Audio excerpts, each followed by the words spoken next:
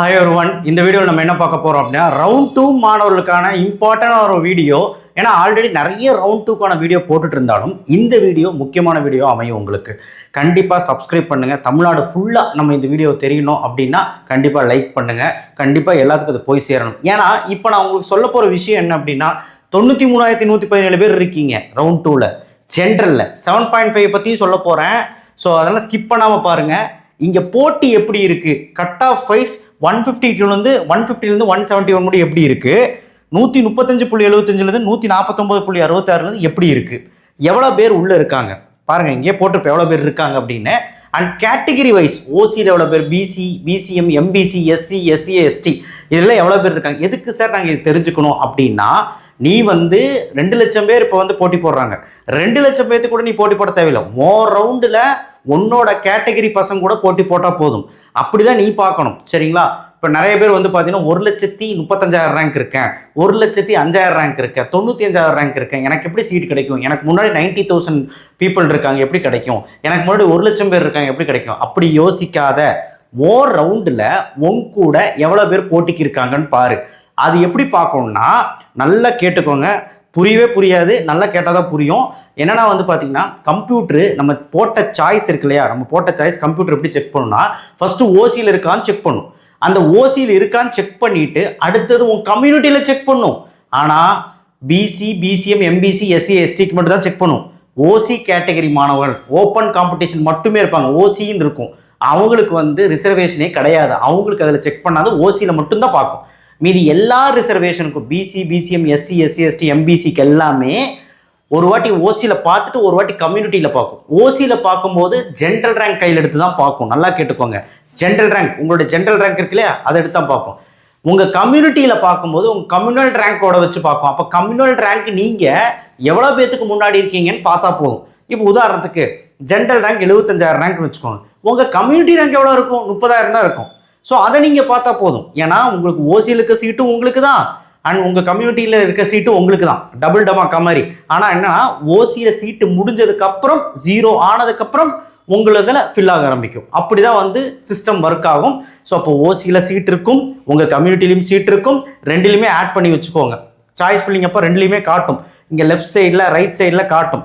அப்போது என்ன ஆகும்னா உங்களுக்கு பார்த்தீங்கன்னா ஓசியில் எவ்வளோ சீட்டு, பிசியில் எவ்வளோ சீட்டு, எந்தெந்த கோர்ஸ்க்கு எவ்வளோ சீட்டுன்னு போட்டிருக்கோம். சரி, அப்போ ஓசி ப்ளஸ் பிசி எவ்வளோ சீட்டுன்னு பார்த்துக்கோங்க. பிசி மட்டும் இல்லை, மீதி கம்யூனிட்டி ரேங்குக்கும் மீதி கம்யூனிட்டி மாணவர்களுக்கும் அப்படி தான் காட்டும். ஓசியில் அவங்க கம்யூனிட்டியில் காட்டும். ஓகே, இப்போ எதுக்கு சார் இதெல்லாம் சொல்லிட்டு இருக்கீங்க அப்படி கேட்டால், நம்ம கம்யூனிட்டி வைஸ் இது அப்புறம் வருவோம். கம்யூனிட்டி வைஸ் எப்படி பிரிஞ்சிருக்கோம். ரவுண்ட் 2 ஜென்ரலில் வரவங்க, ஜென்ரல்னா 7.5 இல்லாமல் ஓசியில் 3,592 பேர். இவங்க கேர்ஃபுல்லாக இருக்கணும். ஏன்னா இவங்க எல்லாத்துக்கூடையும் போட்டி போடுறாங்க. இந்த ஓசி எல்லாத்துக்கூடையும் போட்டி போடுறாங்க. ஸோ அப்போ இந்த கண்டிப்பாக பார்த்தீங்கன்னா ஓசி சீட்டு பார்த்தீங்கன்னா கண்டிப்பாக ஃபில் ஆகிறதுக்கு நிறைய வாய்ப்புகள் இருக்கு இல்லையா. அதனால் ஓசி மாணவர்கள் அதிகமான சாய்ஸஸ் கொடுக்கணும். எவ்வளோ சாய்ஸ் கொடுக்கணும்னா 150லேருந்து 200க்கு மேலே சாய்ஸஸ் கொடுக்கணும்னு நான் வேண்டிக் கொள்கிறேன். ஏன்னா ஓசி மாணவர்கள் டேஞ்சர் ஜோன். ஏன்னா உங்களோட சீட் இவங்க எல்லாம் ஆக்கிரமிச்சிருவாங்க. ஸோ அதனால் ஓசி மாணவர்கள் பார்த்துருங்க. பிசி 43,188 பேர். ஸோ 43,188 மெம்பர்ஸ் பிசியில் போட்டி பாருங்கள் ஹெவியாக இருக்குது. பிசியில் இந்த 43,188 நீங்கள் எவ்வளோது ரேங்க், நீங்கள் இந்த ரவுண்டில் எவ்வளோ ரேங்க்லேருந்து கூப்பிட்டுருக்காங்க உங்களுக்கு தெரியும். 37,977 1 லட்சத்தி தாண்டி வரைக்கும் கூப்பிட்டுருக்காங்க. அது என்ன ரேங்க்னு எனக்கு தெரியல. 135.75 வரைக்கும் கூப்பிட்டுருக்காங்கன்னு வச்சுக்கோங்களேன். இப்போது 171லேருந்து 135 பாயிண்ட் பாருங்கள், 171லேருந்து 135.70 வரைக்கும் கூப்பிட்டுருக்காங்க. இதுக்குள்ளே தான் உங்களோட போட்டி பார்க்கணும்.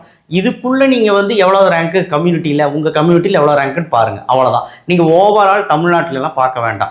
உங்கள் ரவுண்டுக்குள்ளே நீங்கள் எவ்வளோ ரேங்க்கில் கம்யூனிட்டியில் இருக்கீங்க, எவ்வளோ முன்னாடி இருக்கீங்கன்னு பாருங்கள். அப்போது 43,188 பேர்த்தில் நீ எவ்வளோ ரேங்க்கில் இருக்குன்னு பாருங்கள். ஓகேவா? ஸோ போட்டி ரொம்ப கடுமையாக இருக்க போது பிசியில். அப்போ பிசி என்ன பண்ணலாம் அப்படின்னா, கண்டிப்பாக நான் இன்னொரு விஷயமும் சொல்ல விரும்புகிறேன். உங்களுக்கு இங்கே பார்த்தீங்கன்னா 93,117 பேரில் 20,000 பேர் சாய்ஸ் ஃபில்லிங்கே பண்ண மாட்டான். காலேஜ் போயிட்டு இருக்கான், ஆர்ட்ஸ் காலேஜ் போயிட்டு இருக்கான், சும்மா பேராமெடிக்கல் கவுன்சிலிங் அட்டன் பண்ணிட்டு இருக்கான், நீட் கவுன்சிலிங் போயிட்டான். ஸோ அதனால் தயவு செய்து பார்த்தீங்கன்னா பயப்பட வேண்டாம். ஒரு 70,000 பேர் தான் சாய்ஸ் ஃபில்லிங்கே பண்ணுவான். ஸோ அதனால் ஆப்சன்டீஸ் ஹெவியாக இருக்க போகுது. நீங்கள் அதெல்லாம் கணக்கில் வச்சுக்காதீங்க. ஓகேவா? மனசில் தைரியத்தை மட்டும் வச்சுக்கோங்க. 43,188 பேர் இருக்கான். ஸோ இங்கே எவ்வளோ சாய்ஸ் ஃபில்லிங் வைக்கணும்? பிசி மாணவர்கள் அட்லீஸ்ட் 75 மினிமம் 100லேருந்து 200க்கும் மேற்பட்ட சாய்ஸஸ் வைக்கணும்னு நான் விரும்புகிறேன். ஸோ 100க்கு மேலே வைங்க. பிசிஎம்மில் 5049, ஆனால் பிசி கோட்டா கம்மி தான், நமக்கு பர்சன்டேஜ் வைஸ் 3.5% தான் கம்மி. ஸோ பர்சன்டேஜ் வைஸ்க்கு வந்து கம்மியாக இருக்கிறனால நமக்கும் சாய்ஸஸ் வந்து அதிகமாக இருக்கணும். 100க்கும் மேலே சாய்ஸ் வைங்க. எம்பிசியில் 28,484 பேர் போட்டிக்கு இருக்காங்க. ஸோ 28,484னா இங்கே வந்து பார்த்தீங்கன்னா உங்களுக்கு சாய்ஸஸ் அதிகமாக, நீங்கள் வந்து 150க்கு மேலே சாய்ஸஸ் வைக்கிறது நல்லது. எஸ்சியில் வந்து 10,896 பேர். ஸோ 10,896ல் இங்கே வந்து எஸ்சிக்கு வந்து பார்த்தீங்கன்னா எஸ்சி எஸ்சி வந்து பார்த்தீங்கன்னா டயர் 1லே உங்களுக்கு சீட் கிடைக்கும். டயர் 1லே சீட் கிடைக்கும். ஸோ அதனால் எஸ்சி எஸ்சி பயப்பட தேவையில்லை. நீங்கள் சாய்ஸ் வந்து 100க்குள்ளே வச்சாலே உங்களுக்கு கிடச்சிரும். ஆனால் பார்த்து வைங்க. நான் எப்பவுமே சொல்கிற டைலாக் என்ன, உனக்கு கிடைக்காதுங்கிற காலேஜ் எல்லாம் மேலே வை, கிடைக்கும் உங்க ரேங்க்கு கிடைக்கிற மாதிரி இருக்க காலேஜ் எல்லாம் நடுவில் வை, உன் ரேங்கை தாண்டி இருக்க காலேஜ் எல்லாம் வந்து அடுத்தடுத்து வை. அப்படி வச்சாதான் உனக்கு சாய்ஸ் அதிகமாகும். எஸ்சிஏக்கு 1402 பேர் தான், போட்டி கம்மி தான். எஸ்டியில் 506 பேர் தான், கம்மி தான். ஸோ இதுதான் வந்து ஜென்ரலில் போட்டி. உங்கள் கம்யூனிட்டியில் உங்கள் கூட எவ்வளோ பேர் போட்டிக்குன்னு இப்படி பார்த்தா போதும். அண்ட் ரவுண்ட் 2ல 7.5 ரிசர்வேஷன். 7.5 ரிசர்வேஷனில் ஓசியில் 192 பேர், ஹெவி போட்டி தான். ஏன்னா வந்து ஓசிக்கு வந்து ரிசர்வேஷன் அடிப்படை இல்லை, கொஞ்சம் பார்த்துக்குங்க. பிசி வந்து 5,547 பேர். இதுக்குள்ளே நீங்கள் எவ்வளோ ரேங்க்ல இருக்கீங்கன்னு பாருங்கள். பிசிஎம்ல 462 பேர், எம்பிசியில் 6,200 பேர். போட்டி ஹெவியாக இருப்பாருங்க. எம்பிசியில் நிறைய எம்பிசிக்காரங்க இருக்காங்க. எஸ்சி வந்து 2,066 பேர், எஸ்சியில் 456 பேர், எஸ்டியில் 144 பேர். ஆக்சுவலி 7.5 ரிசர்வேஷன் நான் சொல்கிறது ஒன்று தான். நீ ஜென்ரலையும் பண்ணணும், 7.5லையும் பண்ணணும். 7.5ல நான் சொல்கிற மாதிரி பண்ணி உனக்கு 500க்கும் மேற்பட்ட சாய்ஸஸ் வேணுங்கிறது நான் இங்கே சொல்லிக்கிறேன். ஏன்னா சாய்ஸஸ் வந்து ரொம்ப கம்மியாக வச்சிங்கன்னா மாட்டிக்குவேன். ஏன்னா 7.5% ஆல்ரெடி 2,300 சீட்டு முடிஞ்சு போச்சு. ரவுண்ட் 1 காரன் எடுத்துட்டான். இனி மீதி இருக்கிற 13,000 14,000 சீட்டு தான் நமக்கு இருக்குது. ஸோ அதனால் போட்டி போடுறதுக்கு இவ்வளோ பேர் இருக்கான். ஸோ 7.5ல இவ்வளோ பேர் இருக்கான். இப்போ 7.5ல பார்க்கலாம் எவ்வளோ பேர் இருக்கான். 15,466 பேர் இருக்கான். இதில் ஆப்சன்டீஸ் எல்லாம் போக எப்படி எல்லாருமே அட்டன் பண்ணிடுவானுங்க. ஸோ அதனால் கண்டிப்பாக சாய்ஸஸ் ஹெவியாக வைக்கணும். அது 150 கீழே இருப்பான் பாரு கட் ஆஃப், அவன் ஹெவியாக வச்சே ஆகணும். உனக்கு எங்கேயாவது ஒரு மூலையில் கிடச்சிரும் அப்படின்னா 7.5ல எடுத்துக்கோ. சார் ஜென்ரலில் நல்ல காலேஜ் கிடச்சி 7.5ல ஒரு மாதிரி மோசமான காலேஜ் கிடச்சதுன்னா நான் என்ன சார் பண்ணுறேன், ஜென்ரலில் கிடச்ச காலேஜை எடுத்துரு. பணம் போனாலும் பரவாயில்ல, இலவச கல்வி படிக்கணும்னு சொல்லி இதில் போகிறேன். ஆனால் ஒன்றத்துக்கும் ஆகாத காலேஜில் போனால் பிளேஸ்மெண்ட் இருக்காது. ஸோ அதனால் நல்ல காலேஜில் ஜென்ரலில் கிடச்சுன்னா பீஸ் கட்டி படிக்க தப்பு இல்லைன்னு தான் நான் சொல்லுவேன். இது வந்து என்னுடைய வேண்டுகோள், பார்த்துக்குங்க. அது உங்களோட இஷ்டம். இலவச சீட்டு தான் வேணும்னு சொல்லி ஒன்றத்துக்கு ஆகாத காலேஜில் போயிடாதீங்க. ஸோ அடுத்த நெக்ஸ்ட்டு வந்து பார்த்தீங்கன்னா இருங்க, ஜென்ரலில் வந்து இப்போ நான் போட்டி எவ்வளோன்னு சொல்கிறேன். ஜென்ரலில் வந்து போட்டி எவ்வளோன்னு சொல்கிறேன் பாருங்கள். இப்போ ஜென்ரலில் எவ்வளோ பேர், 171லேருந்து 150 வரைக்கும் எவ்வளோ பேர் இருக்காங்க பாருங்களா. 53,015 பேர். இந்த 53,015 பேர் எவ்வளோ போட்டி இருக்காங்க அப்படிங்கும்போது ஸ்ட்ராங்காக இருக்காங்க போட்டி. ஸோ அந்த இடத்துல சீட்ஸ் வந்து சிஎஸ்சி எல்லாம் சீக்கிரம் முடிஞ்சிடும். சிஎஸ்சி, ஏடிஎஸ், ஏஎம்எல், ஐடி எல்லாமே சீக்கிரம் முடிஞ்சிடும். அடுத்து 149.66லேருந்து 135.75 முடி பார்த்தீங்கன்னா 40,102 பேர் இருக்கான். இந்த 15 கட் ஆஃப்ல 40,102 பேர் இருக்கான். ஸோ அப்போ போட்டி எங்கே ஹெவியாக இருக்குது, 171லேருந்து 150க்குள்ளே தான் போட்டி ஹெவியாக இருக்குது. இவனுங்கெல்லாம் வந்து பார்த்தீங்கன்னா டேஞ்சர் ஜோன்னா நீங்கள் வந்து பார்த்து பதமாக சாய்ஸ் ஃபில்லிங் பண்ணணும். ஹை கட் ஆஃப்னு நினச்சி சாய்ஸ் ஃபில்லிங் கம்மியாக வச்சிடாத, சாய்ஸஸ் அதிகமாக கொடுக்கவும். சாய்ஸஸ் எவ்வளோ கொடுக்குன்னு நான் சொல்லிட்டேன்ல, கம்யூனிட்டி வைஸ், அது நோட் பண்ணி வச்சுக்க. அதே மாதிரி 149 135.75 வந்து லோ கட் ஆஃப்னால நீங்கள் பார்த்து சிஎஸ்சி மட்டும் நம்பாமல் சிஎஸ்சி, ஏடிஎஸ், ஏஎம்எல், ஐடி எல்லாமே வைங்க. அண்ட் இசிலையும் ட்ரிபிள்இ வைங்க. அண்ட் ஆல்சோ மெக்கானிக்கல் ட்ரை பண்ணுறவங்க மெக்கட்ரானிக்ஸு, ஆட்டோமொபைல் எல்லாமே வைங்க. நான் என்ன சொல்கிறேன்னா, ஒரே காலேஜில் ஒரு 6 சாய்ஸாவது பாரு, ஒரு 5 சாய்ஸாவது பாரு, அட்லீஸ்ட் ஒரு 4 சாய்ஸ் பாரு. ஒரு காலேஜில் கம்ப்யூட்டர் மட்டும் தான் வைப்பேன் சொல்லி 10 சாய்ஸ் வச்சுட்டு போயிடாத, நாட் லெட்டர் வந்துடும் பார்த்துக்க. ஸோ போட்டி எங்கே ஹெவியாக இருக்குன்னு தெரிஞ்சு போச்சு. இப்போ 7.5ல பார்க்கலாம். 7.5ல பார்த்தீங்கன்னா உங்களுக்கு போட்டி எங்கே இருக்குன்னா 171 150க்குள்ள வந்து பார்த்து 7,407 பேர். ஸோ போட்டி கம்மி தான். கம்மினா கம்பேரிட்டிவ்லி இங்கே கொஞ்சம் கம்மி.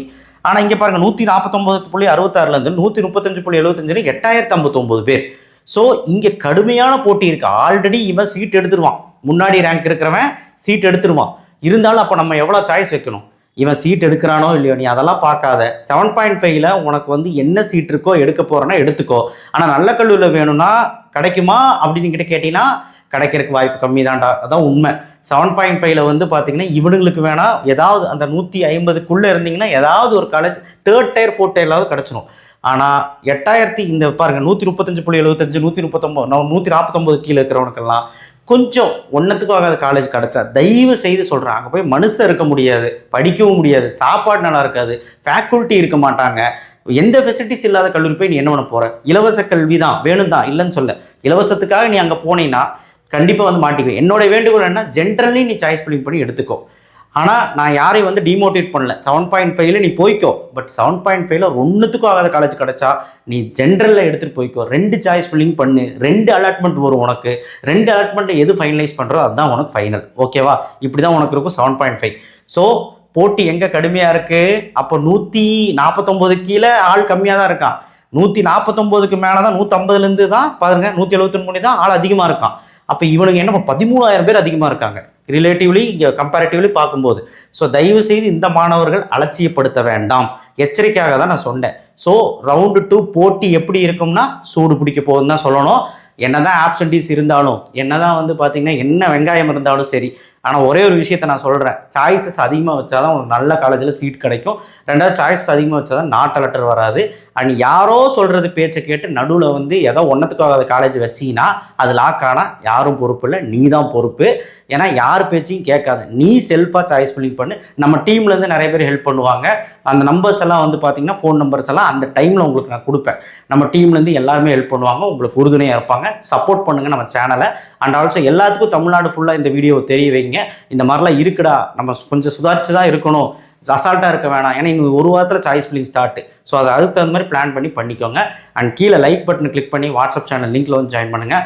இந்த வீடியோவில் நான் ஒரே ஒரு கேள்வி கேட்குறேன், அது கமெண்ட் பாக்ஸில் போடுங்க.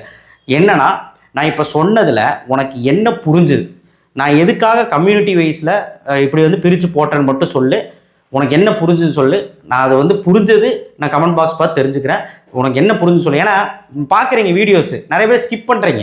அதனால தான் ஒரு வெங்காயமும் புரியாமல் அந்த இடத்துல வந்து பார்த்தீங்கன்னா சாய்ஸ் ஃபில்லிங் பண்ணும்போது என்ன ஆகுதுன்னா தவறுதல் ஏற்படுது. அது பண்ணக்கூடாது. ஓகேவா? ஸோ அதனால் என்ன நான் வந்து எதுக்காக கம்யூனிட்டி வைஸ் பிரித்து போட்டி எப்படி இருக்குன்னு சொன்னங்கிறது, என்ன ஸ்ட்ராட்டஜியில் சொன்னங்கிறது கீழே கமெண்ட் பாக்ஸில் தெரிவிங்க, நான் தெரிஞ்சுக்கிறேன். நன்றி, வணக்கம். ஏதாவது தப்பாக பேசுகிறத மன்னிச்சிருங்க, உங்களுக்காக தான் நான் பேச வந்தேன். நிறைய பேரண்ட்ஸ் எல்லாம் பார்ப்பீங்கன்னு எனக்கு தெரியும். இருந்தாலும் வந்து பார்த்தீங்கன்னா இந்த வீடியோ ரொம்ப முக்கியமான வீடியோ, உங்கள் பசங்களுக்காக தான். நன்றி.